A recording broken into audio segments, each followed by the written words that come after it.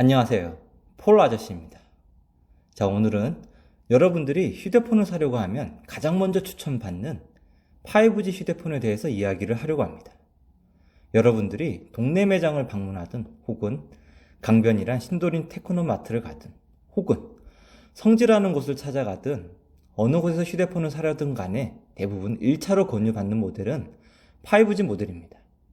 판매자분들은 5G 모델에 대해 1차적인 추천하고 나서야 그 다음 LTE 모델을 추천을 하곤 합니다. 왜 5G 모델을 항상 먼저 추천하는 걸까요? 우선 아이폰 계열을 제외한 현재 대한민국에서 프리미엄 모델은 대부분 5G 모델밖에 없습니다. LTE 모델 중 프리미엄 모델이라고 불릴만한 모델은 갤럭시 S10 LTE, 노트 9, 갤럭시 S9 정도밖에 없습니다. 이 모델들은 현재 대부분 단종 상태라 일단 재고를 구하기가 어렵습니다. 그런데 과연 이런 이유 때문에 고객들에게 5G 모델을 먼저 권유를 할까요? 사실 대부분의 휴대폰 판매점에서는 휴대폰을 파는 기준은 고객의 편의성, 합리적인 가격보다는 이 휴대폰을 팔았을 때 나오는 마진, 즉 리베이트가 높은 모델을 팔 수밖에 없습니다. 그리고 지금의 휴대폰 시장 구조상 5G 모델에 고가의 리베이트가 몰릴 수밖에 없습니다.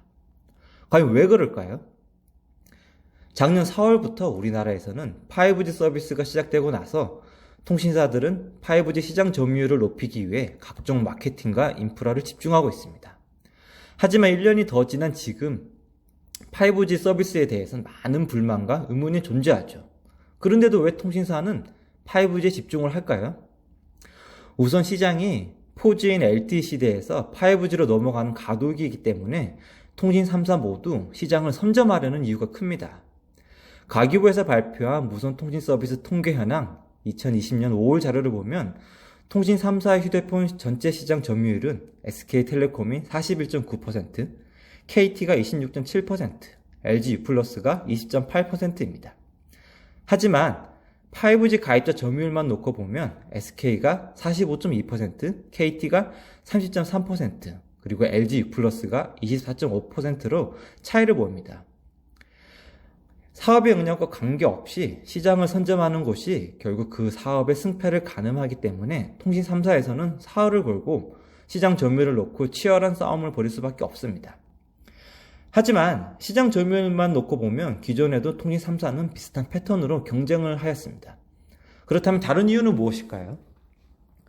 우선 5G 휴대폰을 경험한 6,680만 명의 국민들이 경험하였듯이 5G는 기존의 LTE에 비해서 요금이 많이 비쌉니다. 각종 결합 등을 논의로 하고 기본 요금만 따졌을 때도 통신 3사의 5G 최저 요금은 대부분 55,000원에서 시작합니다. LTE 최저 요금이 만원대에서 시작하는 것에 비하면 확연한 차이가 날 수밖에 없습니다. 이러한 요금액의 차이는 결국 통신사의 매출액의 차이가 됩니다. 5G 망을 설치하는 등 각종 인프라 비용을 빨리 해소하고 추가적인 인프라를 구축하려면 결국 4G에서 5G를 빠른 전환을 통신사는 희망할 수밖에 없겠죠.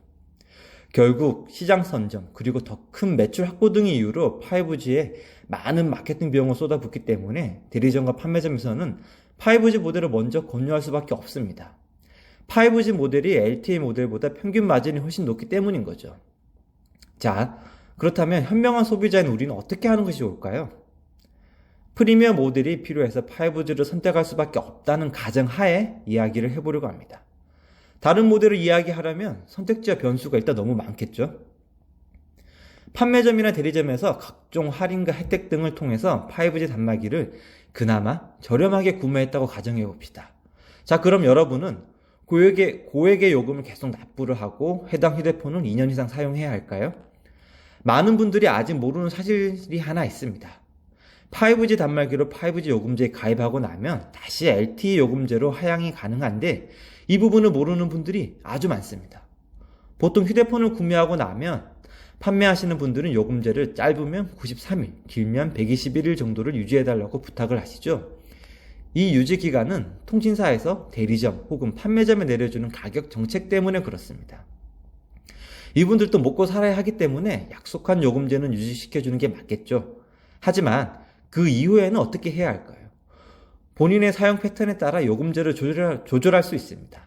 그리고 그 조절 가능한 수준은 5G 요금제에 한정된 것이 아니고 LTE 요금제까지 포함이 된다는 거죠.